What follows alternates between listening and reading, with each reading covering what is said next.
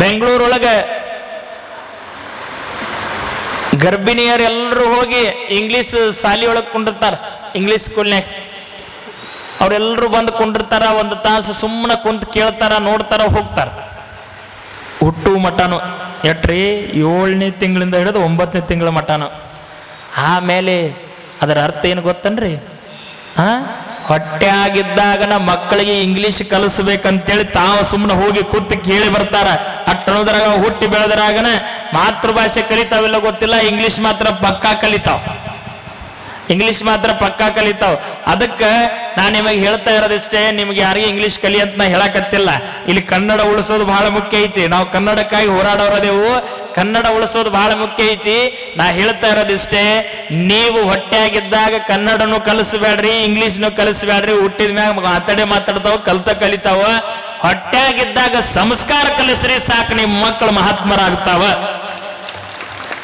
ಅದಕ್ಕೆ ಆ ತಾಯಿ ಹೊಟ್ಟೆಯೊಳಗೆ ಕೂಸು ಹುಟ್ಟಾಕ ಪ್ರಾರಂಭ ಮಾಡ್ತು. ನಿಮಗೆಲ್ಲ ಬೈಕಿಗಳು ಎಂಥವು ಇರ್ತಾವ್ರಿವ? ಅಜ್ಜಾರ ಮತ್ತೆ ಸ್ಟಾರ್ಟ್ ಮಾಡಿದ್ರು ನೋಡು, ಮುಗಿದಿ ತನಕೊಂಡೆ ಮತ್ತೆ ಹೊಳಿ ಬಂದ ಬಿಡ್ತಾರೆ. ಎಂಥ ಬೈಕಿಗಳಿರ್ತಾವ. ಮಣ್ಣು ತಿನ್ಬೇಕು ಅನಿಸ್ತತಿ, ಕಲ್ಲು ತಿನ್ಬೇಕು ಅನಿಸ್ತತಿ, ವಿಭೂತಿ ತಿನ್ಬೇಕು ಅನಿಸುತ್ತ, ಸುಣ್ಣ ತಿನ್ಬೇಕು ಅನಿಸುತ್ತ, ಯಾಲಕ್ಕಿ ತಿನ್ಬೇಕು ಅನಿಸುತ್ತ, ಕರ್ಚಿಕಾಯಿ ತಿನ್ಬೇಕು, ಹೋಳಿಗೆ ತಿನ್ಬೇಕು, ಜಾಮೂನು ತಿನ್ಬೇಕು, ಜಿಲೇಬಿ ತಿನ್ಬೇಕು. ಮತ್ತೇನ್ರಿ? ನನಗಂತೂ ಗೊತ್ತಿಲ್ರಿ ವಾ, ಅನಿಸ್ತೈತಲ್ರಿ ನಿಮಗ? ಸಾಮಾನ್ಯವಾಗಿ ಇರುವಂತಹ ವ್ಯಕ್ತಿಗಳಿಗೆ ತಿನಿಸುಗಳನ್ನ, ಮಣ್ಣನ್ನ, ಕಲ್ಲನ್ನ, ಕಲಸಕ್ರಿಯನ್ನ, ಇನ್ನು ಚಲೋ ಪದಾರ್ಥಗಳನ್ನ, ಬಜಿಯನ್ನ, ಬೋಂಡನ್ನ, ಇವನ್ನೆಲ್ಲ ತಿನ್ಬೇಕನ್ಸುತ್ತ. ಆದ್ರೆ ಹೊಟ್ಟೆಯಾಗಿರುವಂತಹ ಕೂಸು ಸಾಮಾನ್ಯ ಅಲ್ಲ, ಅಸಾಮಾನ್ಯವಾಗಿ ಶಿವಾಂಶ ಸಂಭೂತನಾಗಿ ಇರುವಾಗ ಅಲ್ಲಿರುವಂತಹ ಕೂಸಿನ ಬಯಕೆ ಹೆಂಗಿತ್ತು ಅಂತಂದ್ರೆ, ತಾಯಿ ಹೆಂಗ ತಿಂಗಳು 3 ತಿಂಗಳಾದ್ಮೇಲೆ ತುಂಬಾಕತ್ತು, ತಿಂಗಳು ತುಂಬಿದಂಗ ಮೊದಲು ಬೆಳಿಗ್ಗೆ ಎದ್ದು ಜಳಕ ಮಾಡಿ ಒಂದ ಸತ ಲಿಂಗ ಪೂಜೆ ಕುಂಡಿರ್ತಿದ್ಲು. ತಿಂಗಳು ಹೆಚ್ಚಾದಂಗ 2 ಸಲ ಕುಂಡ್ರಾಕತ್. 5ನೇ ತಿಂಗಳಿಗೆ 3 ಸಲ ಬೆಳಿಗ್ಗೆನೋ ಜಳಕ ಮಾಡಾಕಿ, ಮಧ್ಯಾಹ್ನೋ ಜಳಕ ಮಾಡೋದು, ರಾತ್ರಿನೋ ಜಳಕ ಮಾಡೋದು, ಲಿಂಗ ಹಿಡ್ಕೊಂಡು ಲಿಂಗ ಪೂಜೆ ಮಾಡ್ಕೊತನ ಕುಂಡ್ರುದು. ಮತ್ತ ಅಷ್ಟೇ ಯಾಕೆ, ಲಿಂಗ ಪೂಜೆ ಮುಗಿತಿಲ್ಲೋ ಯಾವರ ಕೊಟ್ರಯ್ಯ ಅಜ್ಜನ ಮುಂದೆ ಕುಂತ ಇಂಥ ಪುರಾಣ ಪ್ರವಚನಗಳನ್ನ ಕೇಳೋದು. 7.5-8 ತಿಂಗಳಕ್ಕೆ ಸಮೀಪ ಬಂದೈತಿ. ಅದೇ ಜೋಯಿಸರ ಹರಳಹಳ್ಳಿಯ ಪಕ್ಕದೊಳಗಿರುವಂತಹ ಲಿಂಗದ ಹಳ್ಳಿಗೆ ಹೋಗ್ತಾಳ. ತವರು ಮನಿ ಹಡಿಬೇಕಲ್ಲ, ಲಿಂಗದ ಹಳ್ಳಿಗೆ ಹೋಗ್ತಾಳ. ಲಿಂಗದ ಹಳ್ಳಿಗೆ ಹೋದಂತಹ ಸಂದರ್ಭದೊಳಗ ಅಲ್ಲಿ ನಂದೀಶ್ವರ ದೇವಸ್ಥಾನ ಬಹಳ ದೊಡ್ಡದು. ನಂದೀಶ್ವರ ದೇವಸ್ಥಾನ ಈ ನಮ್ಮ ಬಸವನ ಬಾಗೇವಾಡಿ ಒಳಗೆ ಹೋದ್ರೆ ಅಲ್ಲಿ ನಂದೀಶ್ವರ ದೇವಸ್ಥಾನನ ದೊಡ್ಡದು.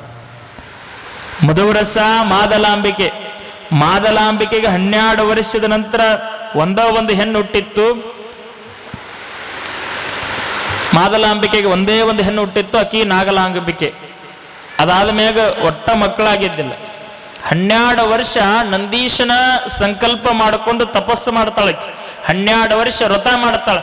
12 ವರ್ಷ ವ್ರತದ ನಂತರ ಹುಟ್ಟಿ ಬಂದವನೇ ಈ ಜಗತ್ತಿಗೆ ಜಗದ್ಗುರು, ವಿಶ್ವಗುರು, ಭಕ್ತಿ ಭಾಂಡಾರಿ ಅನಿಸಿಕೊಂಡಿರುವಂತಹ ಬಸವಣ್ಣ. ಹಂಗ ಲಿಂಗದ ಹಳ್ಳಿಗೆ ಹೋಗಿರುವಂತಹ ತಾಯಿ ನೀಲಮ್ಮ ನಂದೀಶ್ವರ ಜಾತ್ರೆಯೊಳಗ ನೀವು ಹೆಂಗ ತೇರ ಎಳಿತಾರಲ್ಲ, ಹಂಗ ವಿಶೇಷವಾಗಿ ತೇರನ್ನ ಎಳೆಯುವ ಸಂದರ್ಭದೊಳಗ ಅಲ್ಲೆಲ್ಲರೂ ನಿಂತಿದ್ರು. ಅದರ ಮಧ್ಯದೊಳಗ ತಾಯಿ ನೀಲಮ್ಮನೂ ಒಬ್ಬಕ್ಕೆ ನಿಂತಿದ್ಲು. ಉತ್ತತ್ತಿ ಒಗಿತಿರಲ್ಲ ನೀವು? ಉತ್ತತ್ತಿ ಒಗಿತಿರಲ್ಲ? ಹೆಂಗ ತೇರಿಗೆ ಉತ್ತತ್ತಿ ಒಗಿತಿದ್ರು, ಎಲ್ಲರೂ ಒಗ್ಯಾಕತ್ತಿದ್ರು. ಆದ್ರೆ ಬಹಳ ಜನಕ್ಕೆ ಸಿಗೋದಿಲ್ಲ ಉತ್ತತ್ತಿ. ಎಲ್ಲವೂ ಭೂಮಿಗೆ ಬೀಳ್ತಾವ, ಕರೆ ಯಾರಿಗೂ ಕೈಯಾಗ ಬಂದು ಸಿಗೋದಿಲ್ಲ. ಆದ್ರೆ ಅವತ್ತೇನಾಗಿತ್ತು ಅಂತಂದ್ರೆ, ಎಲ್ರು ಶಿವಸಾಂಬ ಜೈ ನಮ, ಶಿವಸಾಂಬ ಜೈ ನಮ,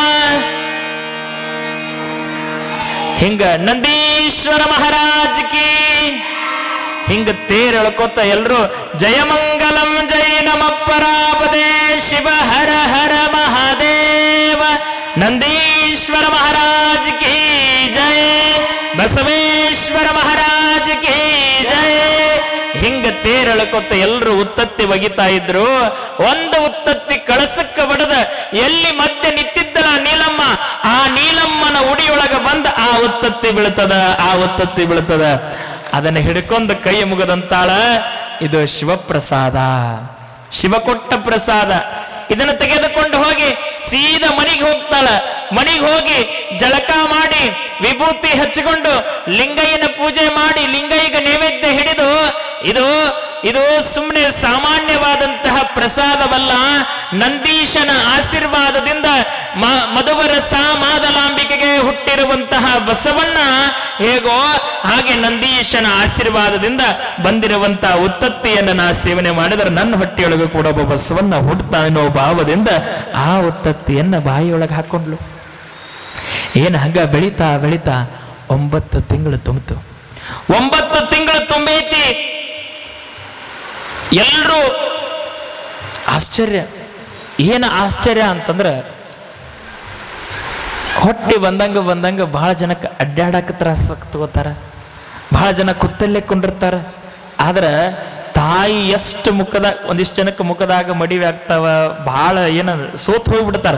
ಈಗಿನವ್ರಂತರೂ ನೀವೆಲ್ಲ ಗಟ್ಟಿದ್ರಿವ, ಈಗಿನವ್ರಂತರೂ ಕೇಳಾಕ ಹೋಗ್ಬೇಡ್ರಿ. ನೀವು ಹೇಳಾಗೂ ಇಲ್ಲ, ಕುಂಡ್ರಾಗೂ ಇಲ್ಲ, ಏನು ಅವ್ರದ್ದು ಕೇಳಬೇಡ್ರಿ. ನೀವ ಗಟ್ಟಿ ನಿಜ ಹೇಳ್ಬೇಕಂದ್ರೆ. ಆದರೆ ಬಹಳ ತ್ರಾಸ ಆಗ್ತದೆ. ಸೊಂಟ ನೋವು, ಅಡ್ಡಾಡಕ್ಕಾಗಲ್ಲ, ಕುಂಡ್ರಾಕಾಗಲ್ಲ, ಹೇಳಕ್ಕಾಗಂಗಿಲ್ಲ.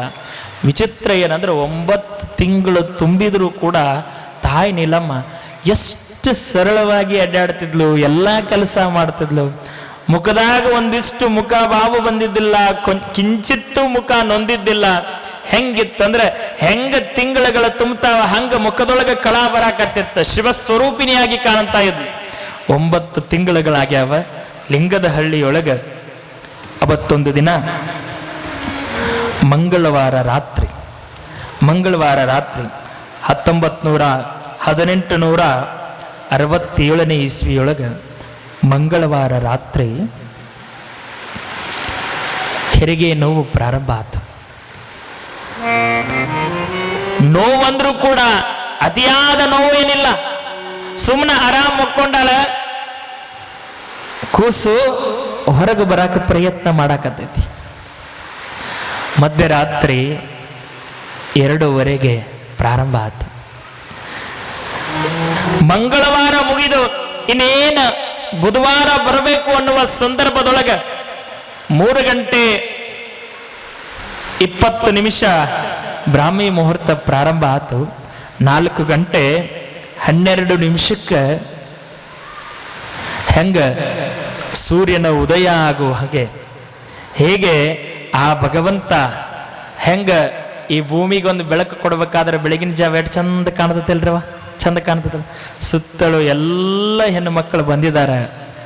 ಬೆಳಗಿನ ಜಾವ ಎಲ್ಲರೂ ಅಂಗಳಕ್ಕೆ ನೀರು ಹೊಡಿತಾರ, ರಂಗೋಲಿ ಹಾಕ್ತಾರ, ಸೂರ್ಯನನ್ನ ಹೆಚ್ಚು ಚಂದ ಸ್ವಾಗತ ಮಾಡ್ಕೋತಾರೆ. ಎಲ್ಲರೂ ಜಳಕ ಮಾಡಿ ಆ ಭಗವಂತನ ನಾಮಸ್ಮರಣೆ ಹೆಂಗೆ ಮಾಡ್ತಾರಲ್ಲ, ಅವತ್ತು ರಾತ್ರಿ 3 ಗಂಟೆಗೆ ಹಂಗ ಚುಮು ಮಳಿ ಆಗೈತಿ.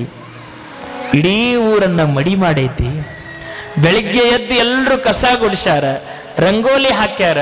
ಇನ್ನೇನು ಎಲ್ಲರೂ ಹಣಿಗೆ ವಿಭೂತಿ ಹಚ್ಕೊಂಡು ಕೈ ಮುಗಿದ ನಿಲ್ಲುವ ಸಮಯದೊಳಗ 4:12 4:15 ಸುಮಾರದೊಳಗ ಬ್ರಾಹ್ಮಿ ಮುಹೂರ್ತದೊಳಗ ಬುಧವಾರದಂದು 1867 ಇಸ್ವಿಯೊಳಗ ಪರಮ ಪೂಜ್ಯ ಹಾನಗಲ್ಲ ಕುಮಾರ ಮಹಾಸ್ವಾಮಿಗಳ ಜನನವಾಗೈತಿ. ಜಯಮಂಗಲಂ ಜಯ ನಮ. ಬುಧವಾರ ಶ್ರವಣ ನಕ್ಷತ್ರ 3ನೇ ಪಾದ, ಭಾರತೀಯ ಕಾಲಮಾನದ ಶಾಲಿವಾನ ಶಕೆ 1789 ಪ್ರಭವನಾಮ ಸಂವತ್ಸರ ಭಾದ್ರಪದ ಶುಕ್ಲ ತ್ರಯೋದಶಿ ಬುಧವಾರ ಶ್ರವಣ ನಕ್ಷತ್ರ ಕಾರಣಿಕ ಶಿಶು ಜನಿಸಿತ್ತು. ಕ್ರಿಸ್ತ ಶಕೆ ಅದು 1867 ಇಸ್ವಿಯೊಳಗ ಬಸವಯ್ಯ, ತಂದೆ ಬಸವಯ್ಯ, ತಾಯಿ ನೀಲಮ್ಮರ ಉದರದೊಳಗ ಜನಿಸಿ ಬಂದಿರುವವರು ಹೆಸರೇನನ್ನೋದು ಇನ್ನು ಮುಂದೆ ಕೇಳೋಣಂತ. ಮಕ್ಕಳು ಹುಟ್ಟಬೇಕಲ್ಲ.